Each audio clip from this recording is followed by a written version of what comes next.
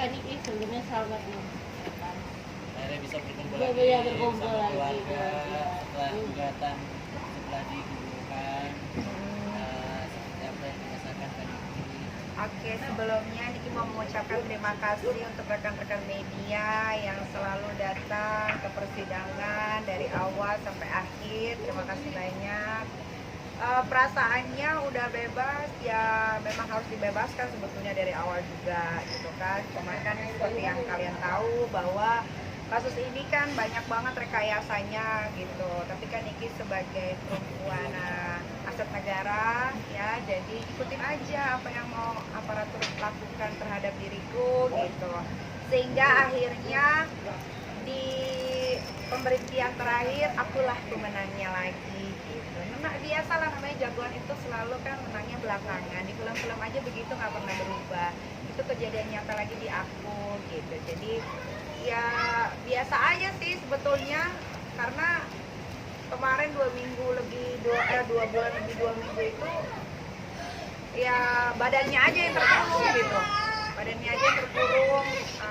terus yang sedihnya ya cuma gara-gara dipisahin sama anak-anak begitu lama aja gitu. Tapi pikiran di luar, akhirnya bisa baca surat dakwaan yang setebal ini gitu, akhirnya bisa mempelajari apa sih ini kasusnya, akhirnya tahu bahwa kalau kalian mau tahu ya, itu dakwaan itu isinya saksi pelapor yang katanya korban sama saksi-saksi dari korban itu isinya sama semua, dari titiknya, dari komanya, yang beda itu cuma di tanda tangan sama di nama saksi-saksi aja gitu, kalau kalian mau tahu gitu. Tapi kan itu biar jadi rahasia. Niki maunya Niki buka pas ketika dia hadir gitu kan, tapi ternyata dia nggak hadir, ya udahlah. Tapi udah mulai curiga nggak bakalan hadir. Kalau dari awal mah gue meyakinkan memang dari awal dia nggak akan hadir, cuman pengen gue di penjara aja gitu. Kalau untuk hadir face to face kayaknya dia nyalinya nggak sebesar itu. Ya itu karena dibantu aja sama yang merasa siapa gitu di daerah Serang yang membantu gitu. Kalau kita pelajari kan sebetulnya TKP-nya di Jakarta, terlapornya di Jakarta, pelapornya di Jakarta, saksi juga lebih banyak dari Jakarta, kenapa bisa nyasar ke Serang gitu. Kali kemarin apa yang hal pertama kamu lakukan ketika keluar dari persidangan? Hal pertama yang gue lakukan, ketemu sama anak udah pasti, abis itu gue mandi air panas. Karena nggak ada air panas kan di situ, sampai ini kan banyak apa, kayak budukan gitu gue di sana tuh banyak banget tuh. Terus pulang akhirnya berendam, main sama anak, bisa tidur di kasur, AC gitu kan, nyaman banget. Sampai harusnya tadi pagi kan harusnya terapi sama mau ketemu Kapitra sama Koncen nge-gym, akhirnya tidur pulas gitu. Jadi pertama kali anak melihat ini pulang, reaksinya Kok Ami bisa pulang ya? Yang kurang asem tuh Serang ya, tapi ya udahlah. Kalau dibilang jadiin pelajaran ya nih kita, enggak, ini bukan pelajaran. Ini bukan pelajaran, nggak ada yang mau jadiin pelajaran di kasus ini. Yang dijadiin pelajaran tuh mereka harus belajar bagaimana sudah mempenjarakan Nikita Mirzani, orang yang tidak bersalah. Kalau dari kasusnya aja kan, dari story, jadi gue buka lagi story gue yang dijadiin barang bukti. Mana kata-kata mudah-mudahan ITE-nya kan gue bilang patut diduga. Kalau polisi aja kadang-kadang ngomong diduga aja kagak dilaporin orang-orang gitu kan, kok gue yang diduga dilaporin gitu kan. Tapi ya udahlah, ya mungkin dari situ gue bisa memberikan rezeki tapi pakai tangan orang lain gitu kan. Tapi jujur Niki sih udah ikhlas ya sama bapak-bapak dari kejaksaan terutama, terus bapak-bapak dari kepolisian Serang Kota. Karena kan yang Niki dengar juga katanya kejaksaan sudah preskon ya, katanya mau melaporkan saudara yang katanya korban ke pihak kepolisian karena tidak hadir selama 4 kali pemanggilan. Mudah-mudahan itu terrealisasikan, bisa dilaporkan benar, karena gua agak ngeri-ngeri sedap soalnya dilapornya sama-sama di Serang gitu. Takutnya nggak jalan kasusnya gitu. Anything else? Tapi kelasnya Nyai nggak ada ingin ambil langkah lagi gitu. Oh itu kan ikhlas dari mulut aja, belum dari hati. Ya itu tunggu dulu lah, ini kan masih baru keluar, terus udah mau ujung akhir tahun juga, biarkan mereka bernafas dan beristirahat dulu dengan tenang gitu. Nanti tunggulah 2023 apa yang terjadi. Gila, Gua 2 bulan 2 minggu kerugian gua gede loh. Bukan 1-2 miliar. Berapa Nyai kalau boleh tahu? Berapa kalau boleh tahu Nyai? Totalnya. Kemarin aja sempat terisak-isak nangis karena harus ada pengembalian dana kan dari beberapa vendor-vendor, dari beberapa orang-orang yang memakai jasa off air gitu kan. Sampai cerita sama Kak Fitri, aduh ini di rekening uang keluar semua gitu ya. Kalau berapa kan gua artis lumayan mahal ya harganya gitu. Jadi ya dipikir-pikir aja sendiri berapa kerugiannya. Nah, untuk memulihkan nama baik sendiri apa nih, gimana? Nama gua nggak, nama gua mau dipulihin nih, mau kagak dipulihin sama aja. Kalau sama haters mah tetap benci-benci aja. Kalau gua mah nggak butuh kayak begitu-begituan. Yang penting kalian kan punya mata, punya hati dan perasaan. Tahulah mana kasus yang benar-benar harus dikasuskan, mana kasus yang direkayasa, diada-adain. Allahu Akbar. Itu pasti siapa yang mati kan? Hah? Oh, security aman. Keren anak gua. Oh iya. Tapi job apa aja Mas? Job off air itu sebetulnya udah ada sampai tanggal 31 Desember. Terus tanggal 5 Januari, 12 Januari itu off air untuk keluar kota udah ada sampai sampai Februari tanggal 19. Tapi karena waktu itu kita nggak tahu kapan mau dikeluarin, jadi semuanya di cancel. Tapi Niki mau ngucapin terima kasih untuk yang mau pakai jasa Niki, mereka nggak minta kerugian gitu. Maksudnya karena flyer udah naik kan, udah dibikin semua, jadi katanya cuma ya udah balikin aja PT kita, nanti kalau ada waktu lagi kita kerja sama bareng lagi. Jadi Sabtu ada ngisi acara tahun baru? Ada. Gimana Kak Diki rencananya waktu itu? Waktu itu di mana? Deal-dealannya di mana? Dea sih kalau ngomong soal pekerjaan itu ke Dea. Kan sempat takut ya sih dia tahun baru masih sama anak-anak kemarin. Kalau takut enggak sedih aja gitu. Harusnya kan biasanya kita tahun baru keluar negeri, akhirnya enggak. Harusnya kan Kakak Loli ini berangkat tanggal 26 ya kan. Keluarga kita kan nganterin Loli ke sekolah di London. Akhirnya enggak, diundur bukan tidak. Kira-kira tahun baru ini bakal kerja atau habiskan sama anak? Enggak lah, mau sama anak dulu, uang mah bisa dicari kan. Panik sih. Ini katanya liburan, jadi banyak yang ngomongin hotel. Hari bebas, terus gimana gitu tanggapannya. Waduh, kalau ngomongin soal Nindi ternyata kan dia juga bukan artis terkenal ya gitu. Kalau kita nanggapin artis yang terkenal aja gitu. Dia kurang terkenal kan, bukan kurang, malah nggak terkenal, kayaknya cuma penyanyi doang, itu juga udah lama, udah belum pintar. Kalau ini kan sekarang banyak banget yang ngebelain Kaniki. Nggak tahu, gue kagak pernah kenal dia soalnya nih, gua mau nanya, Besti kan? Dari dulu, mana kata-katanya? Tanggapan, karena udah Besti. Kaniki kalau soal Dennis sempat posting sempat posting di video Boleh apa nggak namanya? jangan tanya yang bukan artis ke gua, karena gua ini sudah artis gitu, udah public figure. Ya. Jangan Nah, nanya yang nggak ini kan dengar-dengar ada Pradip yang melaporkan Kaniki nih ya, tadi itu apa? advokat ya, Ya laporin aja, gua kan udah biasa. tentang katanya melempar berkas yang ke pengacara Iya. itu katanya dinilai. Untung nggak gua telan itu Mike, tadinya mau gua telan itu paling cuma kesenggol loh. Artinya nggak peduli lah ya. Enggak, gua nggak peduli, mau laporin siapa, mau laporin gua laporin aja lah. Ini ada rencana mau sama anak keluarga jalan-jalan. Mau, ini kita mau ke Semarang ya Kak? Ya, sama Kochen, sama keluarga Kochen, sama anak-anak semua kita mau ke Semarang. Ke London, Nyai? Ke London nanti habis dari Semarang, karena kan harus ngurus visa dulu. Maaf sebelumnya, geng sampah yang di sana itu komentari gimana? Iya, lu apalagi ngomong masalah geng sampah, malah makin gua nggak mau tanggepin. Dia emang hidupnya udah begitu, biarin aja. 2 minggu turun berapa kilo sih? Oh, gua malah di dalam nge-gym tau. Oh, Iya, tiap bangun tuh langsung sit up, push up, banyak aja sama teman-teman di rumah. Kayaknya badannya tetap terjaga dengan baik.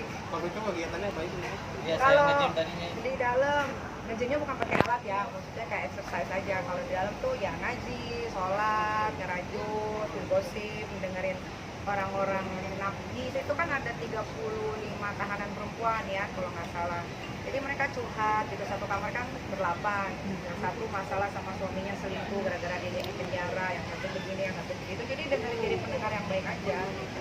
Mereka kan di situ orang-orang kesepian, jadi udah tahu vonisnya berapa, pada kan ada yang 8 tahun, ada yang 7 tahun gitu. Jadi ya ini sebagai anak baru dan punya banyak waktu untuk mendengarkan ya, jadi dengerin aja kalau pesan mereka gitu. Kalau bisa bantu ya bantu. Waktu tidur katanya setiap malam ditontonin, jadi gua tidur mereka nonton, gua tidur. Dia bilang biasanya nonton di TV kan, sekarang lihat aslinya. Sampai kan kalau gua mandi keluar pakai handuk doang, kadang-kadang karena udah kelamaan 2 bulan gua keluar aja kayak di rumah gitu, nggak pakai apa-apa. Jadi udah kayak gitunya gue saking kelamaannya. Pamit sama anak-anak kamar, kan gue juga punya temen deket gitu, bukan temen deket, maksudnya yang selalu melayani gue di dalam kamar tuh namanya Iro, karena satu kamar kan ada Iro di sini, dia sedih gue pulang.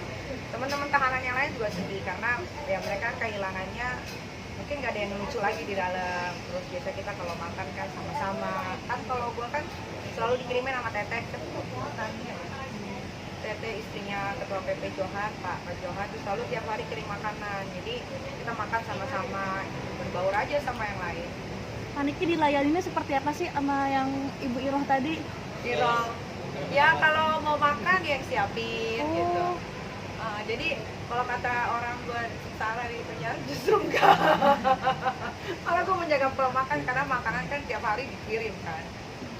Kenapa dia sayang banget sama Kak Niki sampai maksudnya mau ngelayanin Kak Niki di penjara gitu? Mungkin karena awalnya ngefans kali ya, nggak nyangka gitu bisa bener-bener satu kamar, tidurnya juga di sebelah, kami itu juga tahu gitu. Jadi ya satu kebanggaan untuk dia bisa melayani gue gitu. Tapi gue juga terima kasih karena udah dilayani dengan baik di dalam.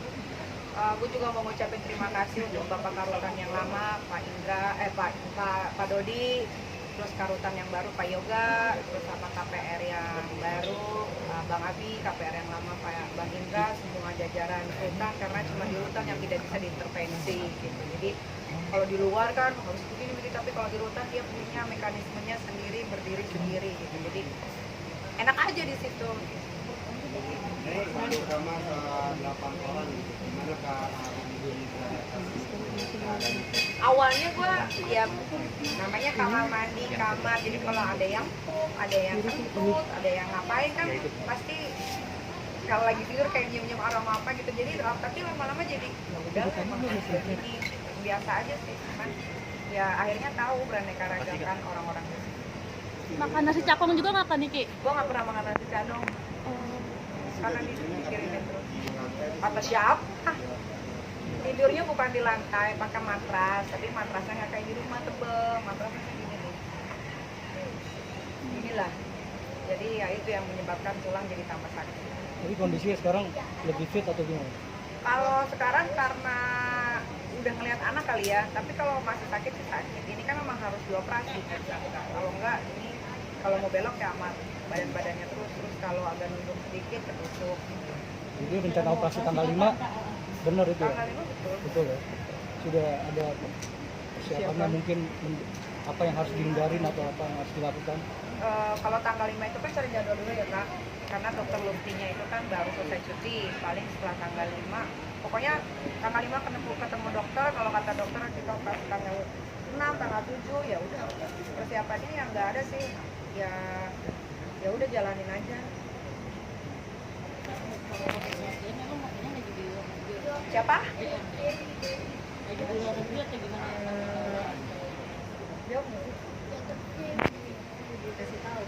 Udah dikasih tahu di persidangan. Jadi yang dapat semua datanya itu adalah Bang Haji. Jadi pada malam hari sebelum tanggal 29, gua itu terlalu excited menunggu tanggal 29 itu ada, karena gua tuh udah mempersiapkan diri, kan gua tulis semua apa-apa yang mau gua pertanyakan kepada yang katanya korban ini gitu kan. Jadi gua nelfonin Bang Haji, kok feeling gua kayaknya dia nggak datang ya gitu. Masa feeling lu bener nggak? Bener 100% gitu kan. Ya udah akhirnya coba deh Bang, gimana caranya yakin cari tahu dia di mana gitu kan. Akhirnya dapet tuh jam 11 malam bahwa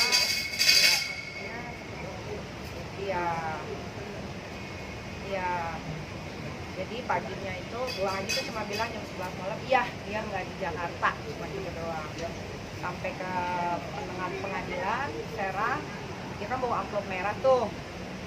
Biasalah nemuin gue di bawah kan, seperti biasa. Terus dia kasih tahu, ini Dito lagi ada di Singapura, berangkat jam 8 pagi segala macam. Itu kok bisa dapet?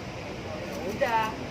Kebetulan jaksanya bilang dia di Malaysia, gue punya bukti konkretnya dia di Singapura, ya udah.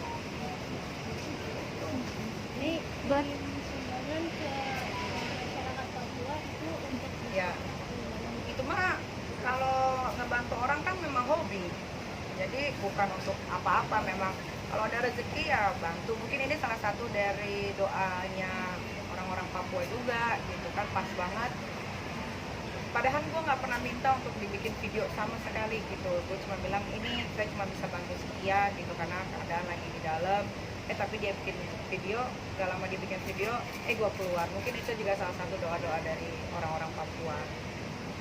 Ini banyak netizen yang mengatakan untuk lapor balik. Ya. Gimana? Itu Kak Fitri aja deh. Gimana Kak? Ini netizen loh banyak yang untuk lapor. Untuk melapor balik. Jadi ini ya, pertama yang kemarin kita bicarakan setelah kita melakukan kita sama-sama diam ini, terus kita pulang ke mereka, lalu kita melihat sebetulnya yang membuat saya dan kita itu akhirnya menjadi kasihan sama JPU itu karena saya dengan kita merasa bahwa saudara DM ini tidak memberikan muka atau tidak memberikan penghargaan lah kepada persidangan gitu ya. Jadi saya dari tadinya saya sama Nikita yang kecewa, yang kesel, kenapa dari polisi nggak ditahan, di jaksa ditahan, dan jadi marah itu ketika di hari terakhir Nikita dinyatakan pulang itu justru saya sama Niki merasa kasihan sama para JPU dan Niki ngomong sama saya, Niki gimana nih, ya kakak aku sudah sebulan 2 minggu di sini, 2 bulan 2 minggu di sini, tapi melihat wajah-wajah JPU yang hadir kemarin, hadir ya, kok wajah-wajah mereka itu seperti menyiratkan bahwa mereka juga sebetulnya kecewa dengan apa yang terjadi kemarin. Dan iya, menurut saya seperti itu. Jadi saya sama Niki kemarin nggak tahu ya kan, Allah mau maha membolak-balikan hati manusia ya. Benar-benar itu saya dengan Niki merasa ya sudahlah, apapun yang terjadi kemarin kita ikhlaskan. Ya kalau nanti ada langkah hukum ke depannya ya mungkin diserahkan kepada Bang Fahmi, karena kan Bang Fahmi sudah merasa kita ini bukan kliennya, dia merasa bahwa kita ini adalah anaknya. Tetapi secara manusia saya dan Niki, kenapa saya berbicara seperti ini, karena kan saya juga ikut capek ya, ikut nggak bisa tidur, ikut mikirin, ikut apa gitu. Kok melihat kemarin dua wajah JPU itu kok saya sama Niki kok kasihan ya, kasihan gitu loh. Ya udahlah nih, gimana ya Kak, aku ikhlas. Semoga ini menjadi penggugur dosanya Nikita, difitnah, ditahan, diperlakukan sedemikian, sakit harus tetap ditahan. Ya ikhlas aja. Mungkin untuk orang-orang yang merasa benar ya tadinya, ini bisa terbuka lah, matanya bisa terbuka, bisa terlihat. Saya katakan lagi bahwa saya tidak akan lelah membantu Niki, mensupport Niki selama Niki benar. Dan lagi-lagi hari ini kita menyaksikan bahwa memang dia tidak salah. Kalau dia merasa salah ya, kalau yang pelapor itu merasa benar, itu dari hari pertama dia dipanggil menjadi saksi, sepatutnya orang yang merasa dirugikan pasti. Dan itu aja sih, saya sangat prihatin. Saya sangat prihatin dengan kejadian ini. Mudah-mudahan ya, tadi kan para jaksa di Serang mengadakan jumpa pers, kalau nggak salah tadi saya sama Niki sempat nonton bahwa mereka akan melaporkan saudara DM. Mudah-mudahan aja ini bisa terrealisasi demi keadilan juga. Walaupun dilaporkan di Serang, mudah-mudahan kepolisian Serang kali ini benar-benar adil, benar-benar bisa menegakkan keadilan, benar-benar kalau dipanggil dan dicari tidak ada ditangkap seperti ini kita.